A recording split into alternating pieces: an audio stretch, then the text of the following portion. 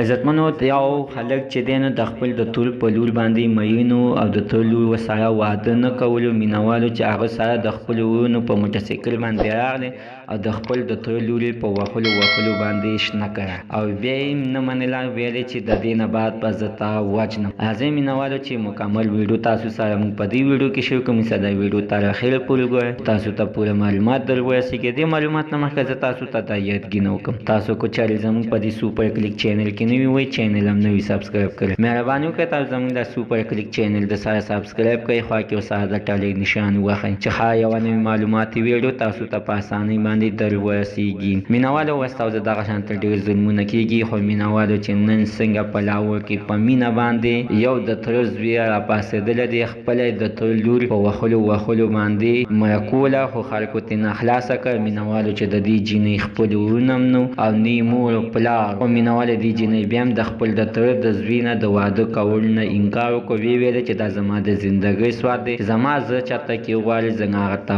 واده کوم او تا سره یعنې زه واده نه کوم. مینوال ډکه د تره زوی ورپسې په موټرسایکل باندې راغلی دی او خپل مشره یې وروړم ځان سره کېنولی دی او چوکۍ او ډانګونه ورسره دي. مینوالو چې دغه جینۍ دومره په وهلو باندې دومره ذات دی وښلې ده چې بیا سره وینې پرې راماتې کړي دي خو بیا هم دې جینۍ ورته انکار کړی او ورته ویل دی چې دا ارمان به زه ستا هېڅکله پوره نه کړم چې ته چې په کوم ارمانونو باندې ګرځې کو وژنې مړه مې کا خو مرګ ته م غاړه ږدم خو ستا سره د واده دپاره غاړه زه نشم کېښودلی. مینوالو دا نکاح هم یعنې نه کېږي چې د جینۍ پکې رضا نه وي. ظالم دغه شانتې د خپل ځان د واده کولو دپاره د تور لور بېدردۍ سره کتل کوي. مینوالو دا جوټ نه انصافي ده. د داسې کسانو د مخنیوی وشي داسې کسان دې ونیول شي دې ته د ټولو نه ښه نه سخته سزا ورکړل شي. مینوال زموږ د سره تر نن ورځې خبر د دې پورې د نوي معلومات دپاره د سره زموږ دا سوپر کلیک چینل د سره سبسکرایب کړئ خوا کې سره د ټلې نشان وښایئ چې ښه یوه نوې معلوماتي ویډیو تاسو ته په اسانۍ باندې در ورسیږي.